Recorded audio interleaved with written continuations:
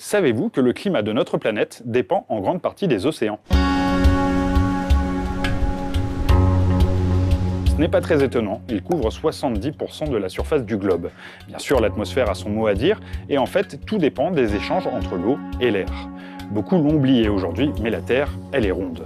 Et ça a une conséquence directe. Les pôles reçoivent bien moins d'énergie du Soleil que l'équateur. C'est pour cette raison qu'il y fait bien plus chaud, et que c'est là où les océans captent le plus de chaleur. Poussées par les vents, ces eaux chaudes vont voyager et diffuser cette chaleur. Quand elles arrivent au pôle, elles ont refroidi et coulent vers les profondeurs avant de faire le chemin inverse. C'est ce tapis roulant qui fait que les températures à la surface du globe sont grosso modo homogènes. Mais l'atmosphère et l'océan n'échangent pas que de la chaleur, ils échangent aussi des gaz. On ne va en évoquer qu'un seul, le CO2, le dioxyde de carbone.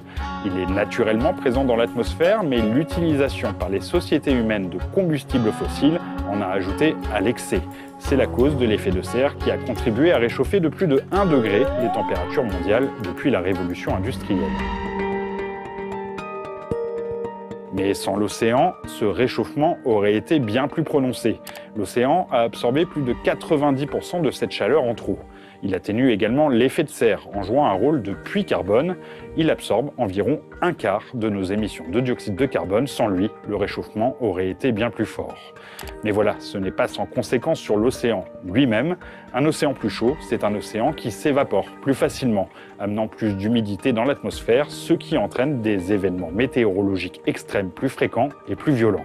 Un océan avec plus de CO2, c'est aussi un océan plus acide, avec de lourdes conséquences sur la biodiversité. Et si une partie du dioxyde de carbone de l'atmosphère se dissout aujourd'hui dans l'eau, il peut également faire le chemin inverse si l'océan en contient trop. Ce dernier ne jouera alors plus son rôle de puits carbone. Enfin, un océan plus chaud, c'est un océan qui ne brasse plus les eaux de la même façon, avec des conséquences sur les courants marins et leur rôle de thermostat mondial. À cause des activités humaines, cette machinerie climatique très fine est aujourd'hui menacée.